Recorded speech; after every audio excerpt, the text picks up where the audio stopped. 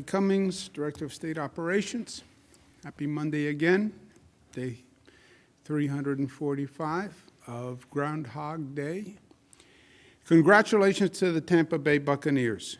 Would have liked to see a New York team in the Super Bowl, obviously, but that did not happen this year. Next year is a different story. It was an amazing game.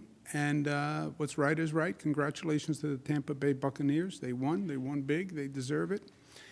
Mr. Tom Brady, who has long been a nemesis to New York teams. He played with the New England Patriots, and we had a great New York rivalry with the New England Patriots for many, many years.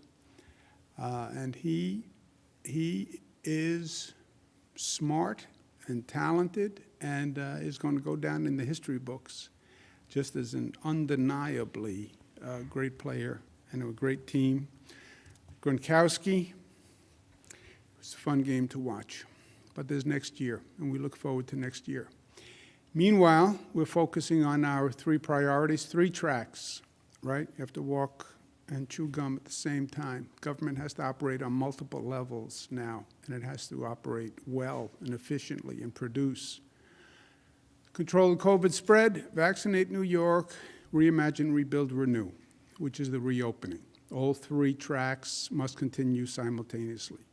On COVID spread, COVID numbers are down. Congratulations to New Yorkers, because their behavior, their actions, their responsibility, their discipline, their sacrifice is what brought the COVID numbers down. Positivity rate 4.2%. Statewide deaths 114. They're in our thoughts and prayers. Hospitalizations plus 67. ICU down 5. Intubations down 18. Long Island has the greatest hospitalization rate, not dramatically higher, but higher. And we've been seeing this for the past couple of weeks. Highest positivity, Long Island and Mid-Hudson. We've been seeing this for the past couple of weeks. Again, it's relative. All the numbers are coming down, but we focus on the highest numbers in our state. In New York City, highest number is the Bronx, and getting higher. So the Bronx is a problem. We opened the Yankee Stadium mass vaccination site, but the Bronx is still a problem. The numbers, 4.4 on the 7-day average, is way down from where we started. The post-holiday surge is over. We see it in the positivity. We see it in the hospitalizations. And we respond to the data. We respond to the facts that we face today. Facts may change tomorrow. And then we will change with the facts. The enemy changes tactics. We adjust with the enemy. But the numbers are down now. We were planning to open the restaurants in New York City 25% indoor dining on Valentine's Day. They have made the point that they'd like to open a couple of days earlier so they can be ready for Valentine's Day, get the staff oriented, get supplies into the restaurants. And that's a reasonable request. So we'll start indoor dining on Friday at 25%. That will go into effect on Friday. They can go to 25% on Friday, and they'll be ready for that weekend and for Valentine's Day. Crossing out Valentine's Day is not really accurate. Valentine's Day, it should be a big restaurant day. And but we'll open 25% indoor dining New York City the Friday before Valentine's Day, so they'll have a big Valentine's Day. We overall are in a foot race with the COVID spread. We're watching for variants. We're watching for increased infection from variants. We're watching vaccine effectiveness with some of these new variants of interest, as they call them.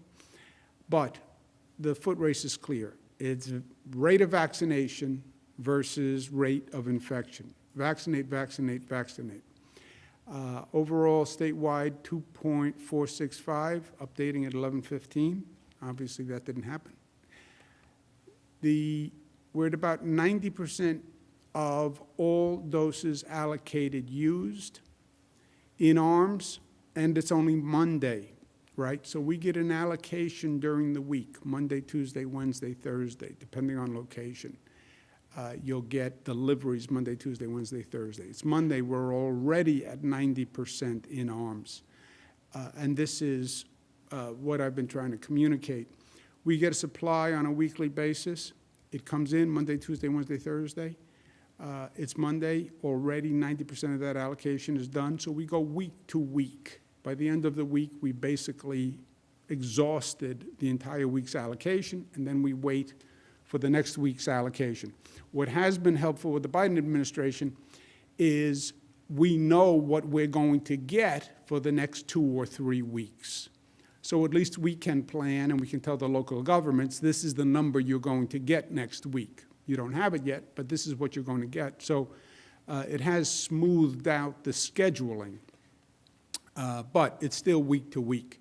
We have a much larger distribution network than we have supply. We have many more distributors than we have product on the shelves. That's the tension that we're facing. And that's why you have so many people chasing vaccines every week and vaccine appointments. But at one point, the supply will increase, and we want to be ready when that supply increases. We have prioritized healthcare workers, doctors, nurses, our frontline heroes. We've focused on hospitals administering to those nurses and doctors. They're exposed most. They would be super spreaders if they get it. And if they get sick, the hospital capacity comes down. We went from 63% on January 18th. We made a big push. We got to 72%. Between the 25th and today, we're at about 75%. So we're really hitting the refusal rate or the maximum rate that these hospitals can get done. Since we are at that maximum peak number, there are still hospitals that are slower than other hospitals, which I'll mention in a moment. I've told the local health departments for weeks to get after those slow performers.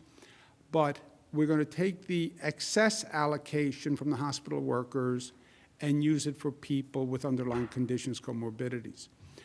This week, they have the vaccines to vaccinate their workers and finish, but this is it. It will have been over 2 months that they had the vaccine for their hospital workers. And they were charged with the responsibility of making sure every hospital staff person who would take it has taken it. Hospitals can't say to a nurse, you must take the vaccine. The nurse has the right to decline. But I want to make sure every nurse had the option, every doctor had the option to take that vaccine. If they don't want to take it, at one point, we understand and we'll give it to somebody else. So this is the last week for that. There is still a gross disparity in the high-performing hospitals and the low-performing hospitals. And again, I asked the local health departments to look into this. But how do you have some hospitals at 100% and some hospitals at 40%, 50%? Something is just not right somewhere. I've been on the calls with the hospitals myself. I understand that there's a declination rate. I understand that there may be, but that there are racial differences in declination rates. I get that. But it still doesn't add up in my book, because you still have some hospitals in the same region with the same demographics of the same workforce, and you have a gross disparity. So the New York State Department of Health is going to review those slow vaccinating hospitals. We want to understand why and how. But we're also going to use the excess supply for those with pre-existing conditions. That will start on February 15th. We have a list on the website of what the comorbidities are. That's basically a clarification of some of the specifics of the federal CDC guidelines, and these will be statewide regulations defining comorbidity for any site in the state. People with comorbidities can begin making appointments on the state sites February 14th to open February 15th. On the local health department sites, the appointments can start on the 15th. We'll leave it to the local health departments about when they start scheduling, but they can't schedule an appointment to be performed before February 15th.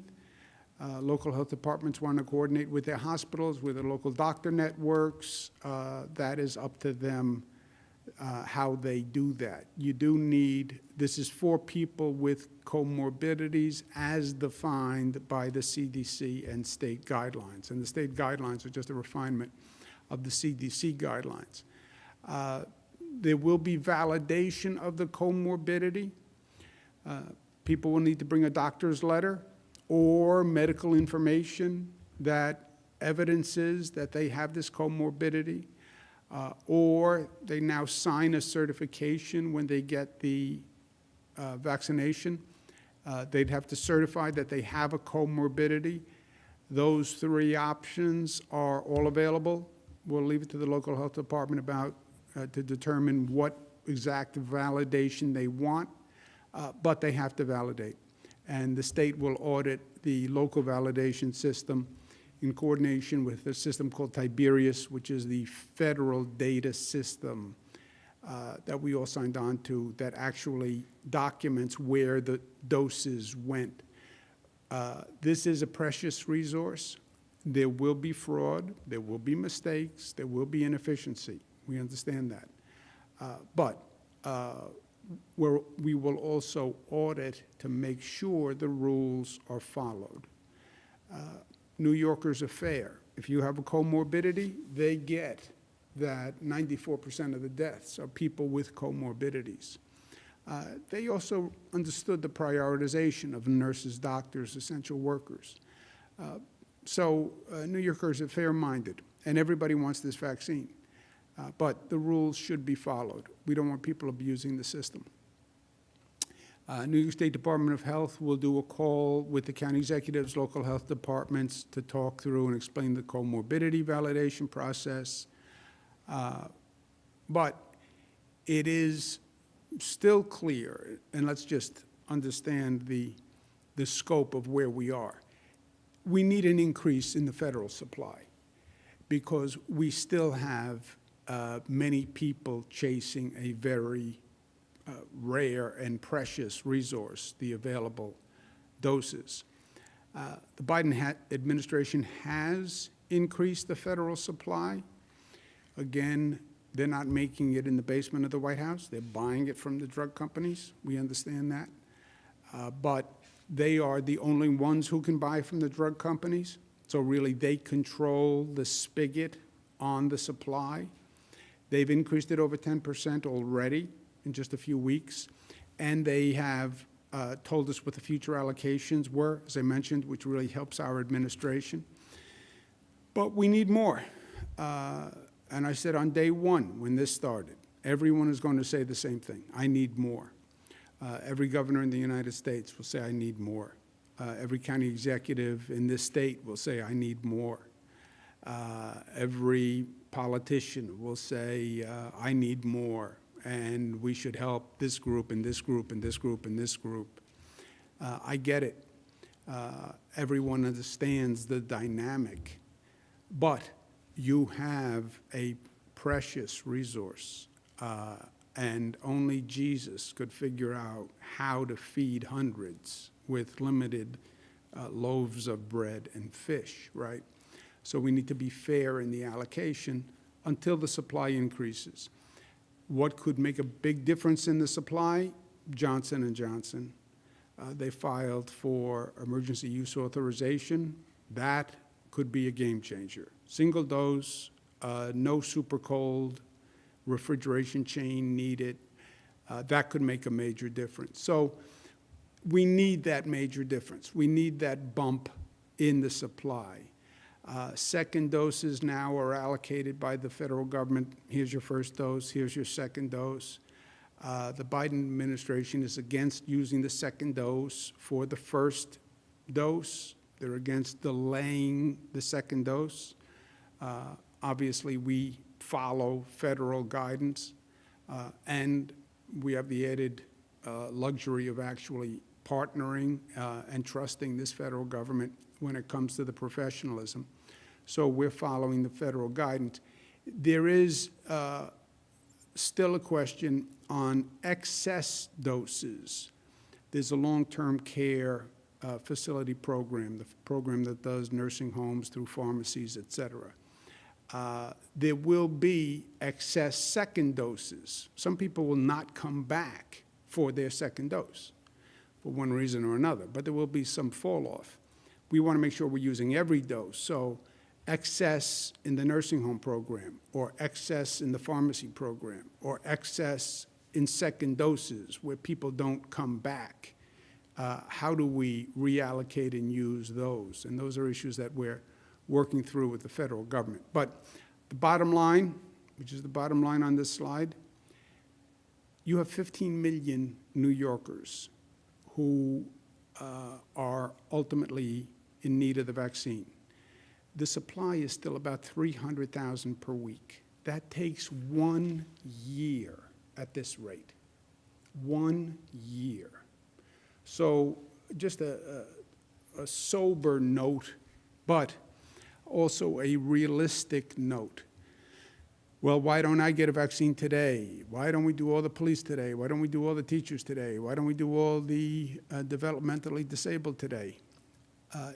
You don't have the supply to do it. And if you want to prioritize someone, well, then you have to deprioritize someone. We have 15 million total population. We have about 10 million now currently eligible. Well, I think we should add this group. Okay, then tell me who you want to take out. You prioritized nursing homes. You prioritized nursing home staff. You prioritized nurses and doctors and police. Who do you want to take out if you want to add someone? These are all difficult, difficult decisions. But you need an increased supply because you will have months and months just to get to the people who are now eligible, okay? And that's just a fact that we have to keep in mind. At the same time, multiple tracks. Keep the COVID spread down, get the vaccinations going, and at the same time, start to reopen the economy. You have to rebuild and renew this economy. Yes, the vaccine is a light at the end of the tunnel. There is no doubt about that. But we have to create that light. We have to make it happen. It's not going to be a situation where the economy will just come back. We have to make it come back. And we have an opportunity because COVID caused a global crisis. You have states all across this nation, you have cities all across this planet that went through this, and the question is going to be who adjusts to the new dynamics fastest and best. And there's an opportunity in that. Whatever economy most quickly adjusts to the new dynamics, that will be the economy that thrives the most, right? So, step one, we need Washington to actually provide state and local relief. President Biden has promoted it and proposed it with $350 billion in state and local aid. House has agreed, Senate has agreed. Now the question is going to be the fairness in the distribution of the $350 billion. And our point is, I know the federal government wants to help many sources, but provide the state with state relief that it needs so we can balance the needs in this state. And our needs are $15 billion. Fairness also means repeal the unfair SALT assault, which when the Trump administration passed the SALT tax proposal that was targeted at this state and cost this state more than any other state, everyone said it was unfair. Everyone. We sued the federal government. The litigation is still open. Everyone said it was unfair. Okay, now you're in charge. So undo the unfair law, the SALT tax reform under Trump, and reduce New Yorkers' taxes overnight. Every day SALT stays in place costs the people of the state $34 million. $34 million. Every day. We have so many needs that we want to take care of, and bona fide needs. And it's all about resources, and every day we send $34 million more to Washington because of this SALT law. Anyway, the economy is not going to come back on its own fast enough. It's not about taking the posture of, well, the economy will come back when the economy comes back. No. We have to bring the economy back. It's how fast we reopen, how we reimagine, how we rebuild. This is not a passive time in life. This is a time where our actions will dictate the consequences. So we want to be aggressive about the reopening. Cities have taken a real blow during COVID. That's true internationally for a confluence of events. But what makes a city, and the reason why people live in a city rather than in a home in a rural setting, is that a city provides cultural and creative synergies. That's what makes a city. That's why people want to be in density, because they want that energy, they want that stimulation, they want that sharing. A big part of that is the arts and the culture. And that has been shut down all across this country. It's taken a terrible toll on workers, actors, performers. We're going to accelerate that with something called New York PopsUp. And this is really cool and creative. It's the first initiative in the nation that will accelerate the restoration of the arts and performances and creative energy. You have an entire sector of the economy that has been out of work. We talk about the restaurant workers and people who've been hurt at work. When you shut down Broadway, when you shut down movie theaters, you stopped an entire industry. Everybody understands why, but we have to now nurture that industry to bring it back. And again, it is vital for our cities to survive. The arts industry workers, many of them have been out of work since March. So we're going to accelerate that reopening with 300 plus pop-up arts events all across the state. 300 events in 100 days of pop-up performances. And these are just pop-up performances. They're free. They are not designed to be pre-scheduled and draw a crowd, because we actually don't want the crowd. But we're going to have the pop-up events happening all across the state, over 300. And they will be happening over 100 days. And it's going to be exciting. These will then be in-person pop-up entertainments with really great entertainers. And then they will be shown online, so there can be a social media presence to these online performances. Again, we're trying to thread the needle. We want the performances. We don't want mass gatherings. We don't want large crowds. So pop-up performances, that will surprise people and bring the arts back. It will engage the acting and artist community that is very excited about this, and then it will have an online presence. It is an organic effort. It's being driven by artists themselves who are organizing the community and organizing the events. And they've already put together a list of really great performers, many of whom have been idle for months, and they want to be part of restoring the arts. They want to be part of restoring New York and bringing joy to people. So they've already enlisted quite an impressive list of people who will be participating in the online pop-ups. Opening day is February 20th. There's going to be a special performance at the Javits Center as a tribute to healthcare workers who really have been phenomenal heroes all through this. This is who's going to perform on the opening weekend. We're also going to have a special series of events in Brooklyn, New York, so this is going to be exciting. Sunday, Garth Fagan's company will have a special performance at the Magic Spell Studios at RIT, Rochester Institute of Technology, as a tribute to the staff at RIT, which just did a magnificent, magnificent job. So this is exciting, it's different, it's creative, but these are different times, and we have to address them. PopsUp will start with these pop-up performances and then migrate to the reopening of venues for arts.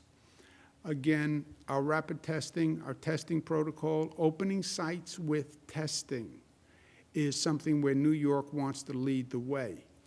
You have venues like the Shed, the Apollo, Harlem Stage, Alice Bush Opera Theater, that we can start to reopen with testing. So we'll start with the pop-ups, we'll then move towards reopening venues with testing on a limited basis, and this will crescendo through the summer with the 20th anniversary of Tribeca and the opening of Little Island at Pier 55. This is deja vu. 20th anniversary of Tribeca. Tribeca started in New York City post 9/11 to get people comfortable with downtown Manhattan post 9/11 and reintroduce them in some ways to downtown Manhattan post 9/11. And now the expansion of the Tribeca concept is to reopen the economy overall in the state and reopen it through the arts. So what Tribeca did so well 20 years ago, we now need on a massive scale statewide. Also, Little Island at Pier 55 is on the west side of Manhattan, and it is a great development that is done on the Hudson River Park by Hudson River Park Trust, which is a state agency, joint state-city agency, and the Barry Diller Foundation, which has created an architectural marvel, and it's a great venue for the arts. So it will build up to that in the summer months.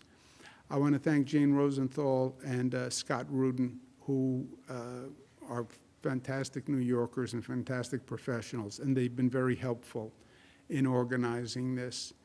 And as I said, it's exciting and it's different, but it's going to make a difference. And New York leads, and we're going to lead in bringing back the arts. Because we're at a point in time where the future, my friends, is what we make it. The future COVID rate is a function of our behavior. How fast does the economy come back? How robust? It depends on what we do. And in New York, we are very good at the doing because we are New York tough, smart, united, disciplined, and loving. Operator. Thank you, Governor. If you'd like to ask a question, please use the raise hand function at the bottom of your window. We'll take a brief moment to compile the Q&A roster. Governor, your first question is from Marcia Kramer of WCBS. Marcia, please unmute your microphone. Your line is open. I'm unmuted, Governor. Can you hear me? I'm unmuted, Governor. Oh, I see you going, I can't hear you, but you must hear me if you're like that. That's very good. That's very good, Marcia. You know, my eyesight hasn't failed me yet. How are you? I'm good, thank you very much, Governor. So I guess the biggest question that people have is this the next step in terms of reopening Broadway? Will Broadway theaters or any number of Broadway theaters be considered in the second phase so that you can, if with testing, get some of those theaters open as well? Marcia, I think that is where we are headed, right? The overall effort is headed towards reopening with testing. And we're going to be smart, but also aggressive about it. The Buffalo Bills game, Buffalo Bills playoff game, 7,000 people in a stadium, all tested prior to entrance. No evidence in contact tracing of any increased spread. 7,000 people.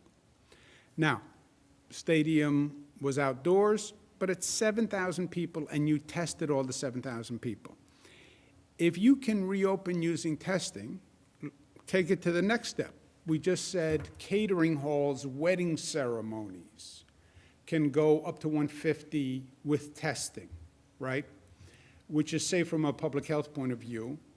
And by the way, it will give people confidence to actually go to the wedding, right? You invite 150 people to a wedding now. Who wants to go stand in the middle of 150 people? But if you say all 150 people were tested and they're negative, well, then I would go to that wedding. So testing as a way to reopen. We're going to start to expand that. You saw it in the arts. There are venues that we want to start to reopen with testing and capacity limitations. And I'm going to be speaking more about that in the coming days. And then, yes, theaters, arenas, why can't you do it with Broadway? You can. You can open a Broadway stage with a set percentage of occupants where people have tested prior to walking into that Broadway theater, both, again, from a public health point of view and a practical point of view. Would I go see a play and sit in a playhouse with 150 people? If the 150 people were tested and they were all negative, yes, I would do that. And the social distancing and the air ventilation system is proper, yes, I would do that. If it was reviewed by the State Department of Health and they said there was an intelligent protocol to it, I would do it. So I think reopening with testing is going to be the key. Do you have a time frame for that, though? We are already moving, right? We started the demonstration at the Buffalo Bills game. The wedding ceremonies, catering halls, that's just 150 people with testing in the right space. And if you can do a wedding catering hall at 150 people with testing, well, can you do a Broadway theater where the size would allow 150 people with social distancing with testing, right? Whether you're at a wedding or you're sitting in a seat in a theater, what's the difference? So that's what we're working through now. And we're moving down this path. We're watching the infection rate, right? And it's always a calculation. That graphic that I do, that I know you don't like, with the valve that says you reopen the economy while you're watching the gauges, and the gauges are infection rate, hospitalization rate, et cetera. That's what we're doing. I don't have a timeline for you, but we announced, we had the Buffalo Bills games a couple of weeks ago. We then announced the catering hall wedding ceremonies last week. This pop-up arts says it's going to lead to venues like the Shed, like the Harlem Theater, et cetera. So we're working down that path. I don't have a firm timeline for you, but that's the path we're headed while we're watching the infection rate, hospitalization rate at the same time. One hand on the valve, one eye on the gauges of the infection rate, et cetera. One hand, one eye doesn't really work, but I hope you get the basic point. A.J. Parkinson said one hand and one eye is really all you need. Thank you, Marcia. Next question, operator. Thank you, Governor. Next up, we have Gabe Gutierrez of NBC News. Gabe, please unmute your microphone. Your line is now open. Hi, Governor. How are you? Thanks for taking the question. Thank you, Dave. So, Governor, I get that you've said that, it's important for public officials to be nimble, flexible, and that the coronavirus changes tactics. But, there have been some questions about how you reversed your position on restaurant workers being eligible for the vaccine. And it took a few days for the screening website to reflect that. And on Friday, as you mentioned earlier, you announced hospitals would have a week to vaccinate the rest of their workers. That caught some people off guard. And the comorbidities that you announced in that tweet on Friday have yet to be reflected on any of the screening websites. You said earlier you'd have to wait until the 14th to make those appointments. But Governor, what would you tell people who say that the entire process is too confusing or that you're winging it? Then they don't, I would say, Dave, they don't understand where we are. There is no plan or strategy that does not adjust to the virus and the circumstances. And the virus changes. And by the way, if you don't change with the virus, you lose. You lose. You have two variables: the infection rate of the virus, by the way, variants of interest of the virus, hospitalization rate of the virus, effectiveness of the vaccine against the virus, right? That's one cluster of variables. And then you have the supply of the vaccine and how much you're getting. And those two variables change, you have to change. You are responding to variables outside of your control. I don't control what COVID does. I don't control the infection rate. And I don't control how many vaccinations we get, how many doses we get. I can just react to those changes. We talked about 11 times before the holiday season, don't celebrate smart. If you have large social gatherings, you're going to see the virus increase, you're going to see the virus increase, you're going to see the virus increase. The number went up. What did we have to do, Dave? We had to adjust to the COVID increase in infection rate. Well, why didn't you just ignore it? Because if we ignored it, it would have overwhelmed the hospitals, more people would have died. Well, why didn't you stay consistent? Because the facts changed, right? You're planning to stay home today. Somebody walks in the house and says, the house is on fire. Why don't you say, well, my plan is to stay home, so I'm staying home despite the fire? Wouldn't be smart. So you adjust to the increase in infection rate. How many vaccine doses do you have? I can tell you what I have next week. I can't tell you more than that. Now, if Washington tomorrow announces we're going to get more dosages, you know what we're going to do? We'll adjust to that new fact and that new information. And if our doses increase 5% tomorrow, then I'm going to have a new plan as to how to use that 5%. That's called intelligent. Adjusting to the plan. Yes, you adjust the plan when the facts change. You're staying home today, Dave? The house is on fire. I- Next question. Plan operator. changes. will I say, understand. Melissa, Thanks, Governor. Melissa has an analogy on my house is on fire. I don't know that I have an analogy, but I was just going to say to the governor's point, you know, we woke up, I think it was 2 Tuesdays ago, and we had a plan, and then the CDC went out and announced you should do immunocompromised and 65 plus. Maybe it was 3 weeks ago. The days all run together. But immediately the public and the press says, what are you going to do? What are you going to do? What are you going to do?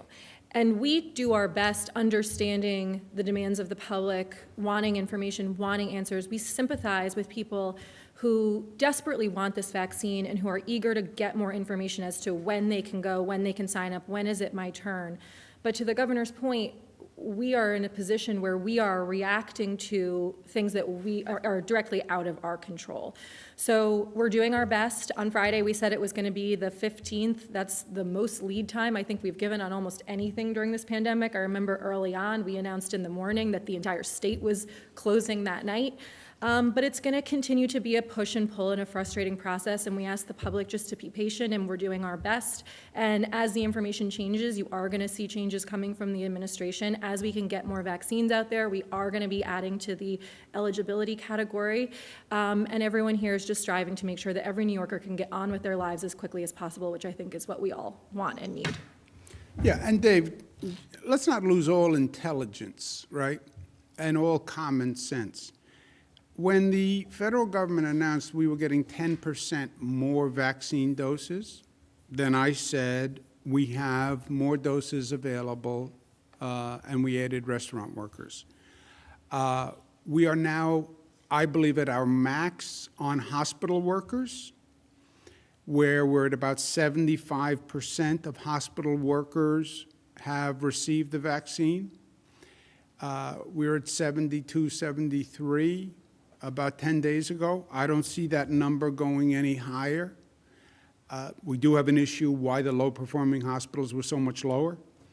But let's free up those unused vaccines. I'm not going to leave unused vaccines on a shelf waiting for hospitals to get past the declination rate. So you adjust to those facts. The White House controls the supply. They've increased it once. We're going to have a conversation tomorrow. They may increase it again. They may reduce it.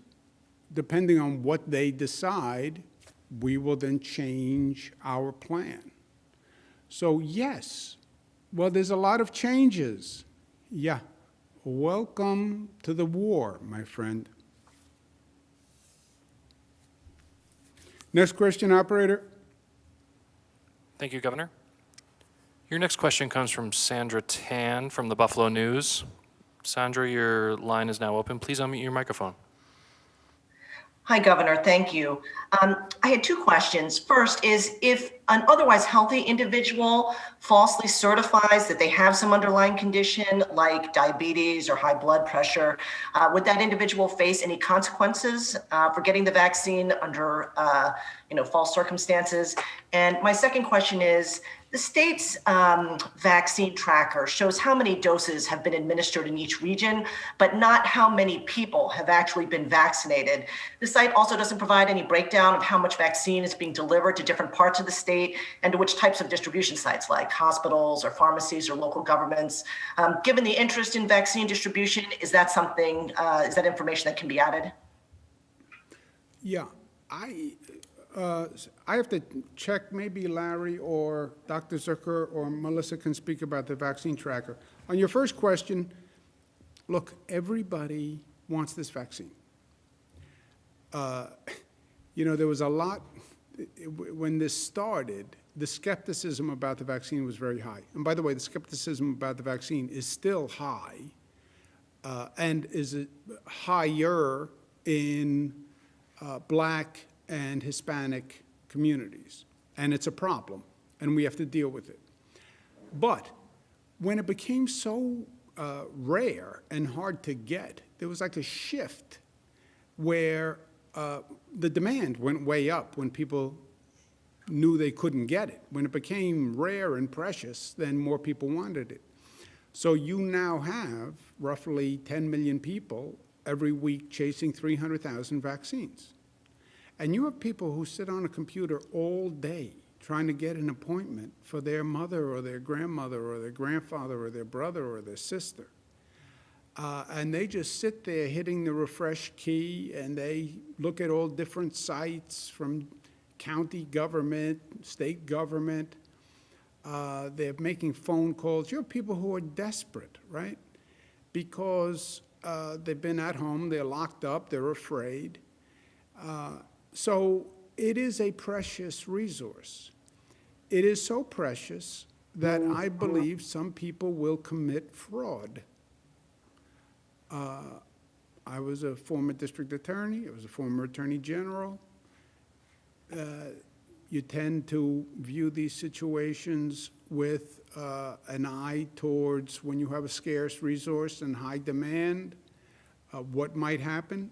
There may be fraud. We've already seen cases of people selling the vaccine wrongfully, stealing the vaccine.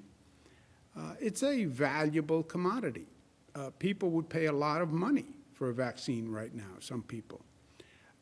So yes, if fraud is fraud, and we've asked the people of this state to be reasonable in prioritization, and I feel good defending the prioritization. People in nursing homes, yes. Staff in nursing homes, yes. Staff in hospitals, yes. Essential workers, yes. 65 plus, yes. Comorbidities, yes. I feel good with all those prioritizations. I'm 63. I'm not 65. I'm an essential worker. I said I'm not going to take it as an essential worker. So I'm not in any eligible category.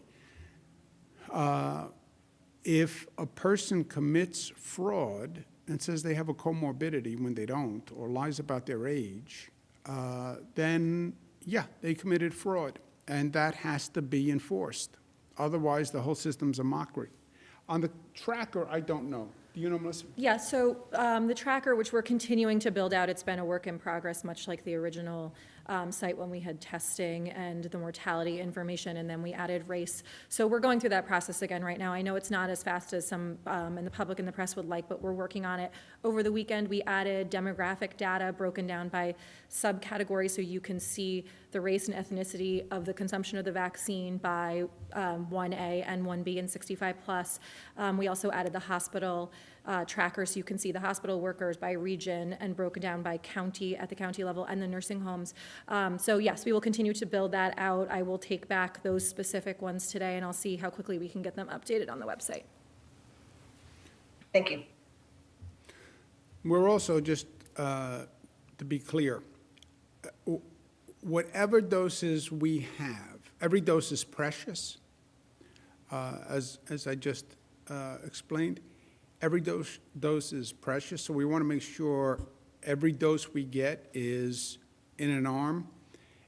Slow performers versus high performers, we give the vaccine to higher performing distributors because we don't want to provide the vaccine to a distributor who then is slow in actual vaccination. If there are any excess doses, we're working with the federal government to get approval to reallocate excess doses. In other words, we participate in a federal program that has pharmacies doing nursing homes and nursing home staff. And part of that comes from the state's allocation. So CVS gets an allocation to do nursing homes and nursing home staff. I believe there's an excess allocation in that program. How do we reallocate excess allocations? Second doses. Some people won't come back for their second dose.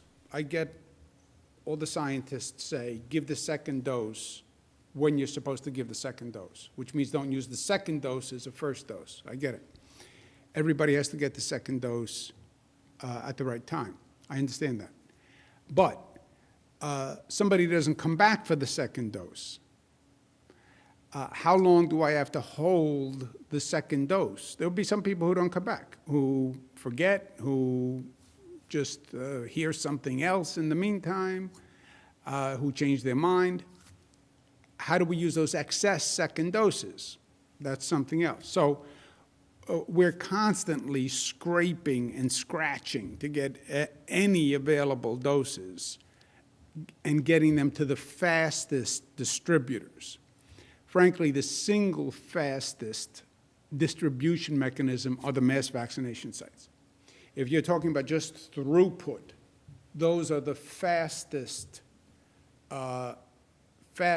mechanism to get the vaccine in the most number of arms in the shortest period of time.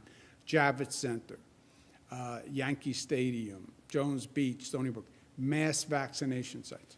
Next question, operator. Thank you, Governor.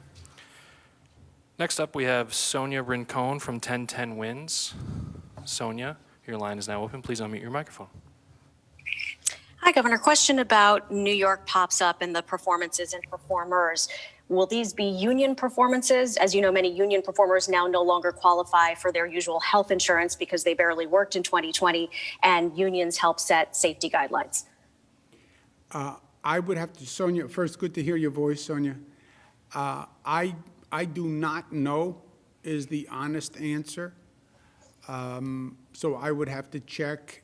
The question is, are all the performers union performers? I don't know. I will check and I will have them get back to you. Thank you. Next question, operator. Thank you, Governor.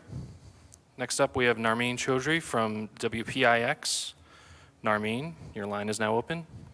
Please unmute your microphone. Thank you.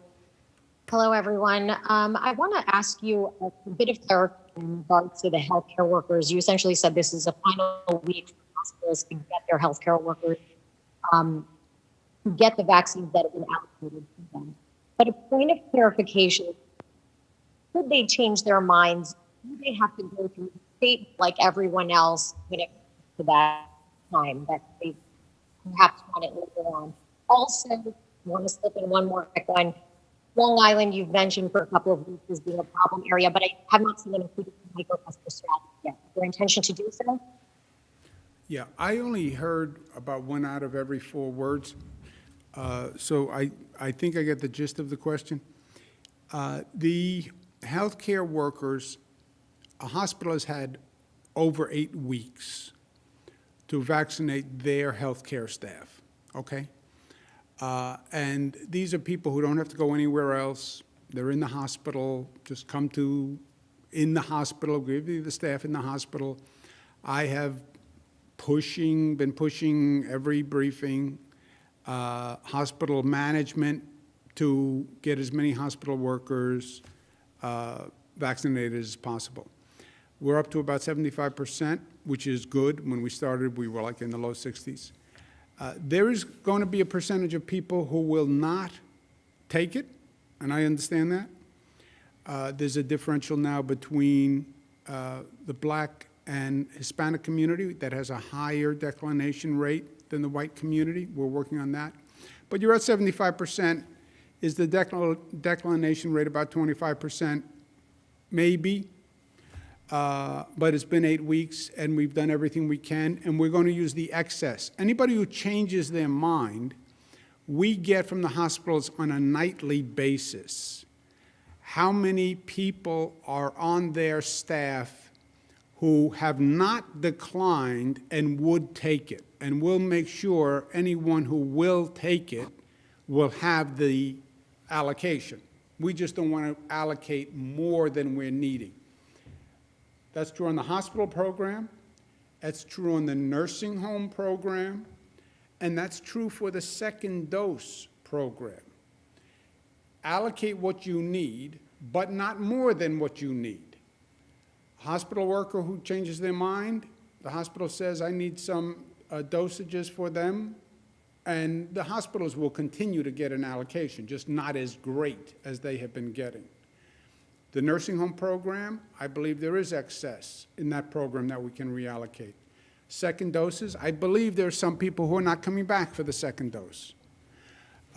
And I believe we can use, better allocate that excess. So we're doing that across the board. Let's take one more, please. Operator.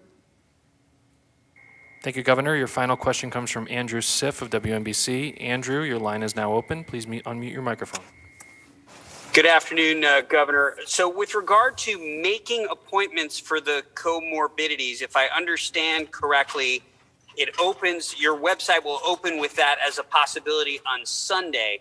We're talking about potentially millions of people in these categories. How ready is the state's portal to accommodate that? And should people expect it to be sort of sold out and filled up almost instantly?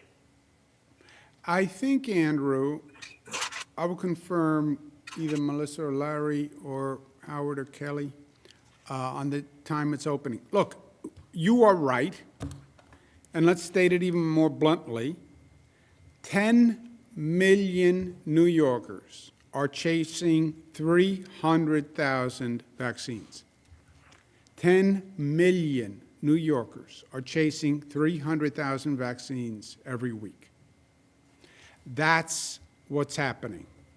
So, yes, expect the portals to open, expect the appointments to be booked very quickly, and this will be an ongoing tension until the supply is greatly increased and dramatically increased. Look, if you got the supply up to 500,000 a week, right? You're still talking about months. So yes, this is going to be a long, anxiety-producing time. Well, how did we get here? I don't know. Why the federal government didn't order enough vaccine last year is one of the great questions in life. Operation Warp Speed, if you remember, was the federal program that was doing the vaccines. How we wind up in a situation where the taxpayer spent billions to expedite the vaccine, except we didn't produce enough. I don't know. But that happened at a federal level. Melissa, Larry, does anyone know about when the appointments open up? They're going to open up on the 14th, so it'll be that morning. I anticipate it'll go live just after midnight. There will be a crush. This will not be perfect. We've made a lot of changes since the vaccine website initially launched to be able to handle much more volume. I think the system itself has smoothed out. There are people constantly on a daily basis right now, hundreds of thousands of people on that website refreshing. That traffic is only going to increase. As a reminder, you can also do this through your local health department. She's given me the goods that I wanted on this. Say it again, Andrew? Sorry, Andrew? Andrew was talking to someone else. Well, in any event, the local health departments are also going to be doing this. As the governor said, we're taking the allocation that was going to the hospitals that have finished their hospital workers, and we're giving it to the local health departments. And so you should also be consulting with your local health department in the city. Obviously, the city has a lot of city-run sites on how they're going to do this. They may be doing it differently. We're giving them that flexibility. So the state sites are going live on the 14th. The local health departments will announce on their own how and when they're going to take appointments. And so be looking to your local health departments for that guidance as well. But everybody should go into this with their eyes wide open. It's going to be frustrating. It is going to be a crush. There are going to be problems. It is not going to be perfect, and everyone's going to do their best to try to, in real time, catch glitches and get things up and running. But it's going to be a tough period here. Yeah, and again, Andrew, calibration of expectations. I said when we announced this, I announced Matilda's rule, right? We knew this was going to happen because the federal government said they were going to increase the supply, and then they never did. And Matilda's rule was understand the reality of the situation. 300,000 people chasing, 10 million people chasing 300,000 vaccines. That's the reality. That's not going to change for months. for months. So if you think, well, I'm eligible, well, that means I can get one next week. No, because you still have to deal with the fact that there are only 300,000 doses and 10 million people chasing the 300,000 doses. That's the difficulty in this situation. That's the difficulty that the Biden administration inherited, by the way. And what you'll see is people's patience will get frayed more and more, because this is going on for months at this rate, 4 months. So Melissa's point is patience. Yes, patience, and they need to understand the facts, why this is happening. It's not because there's a portal problem or a software problem or it's because you have 10 million people chasing 300,000 vaccines every week, and that's not going to change. Okay, thank you very much.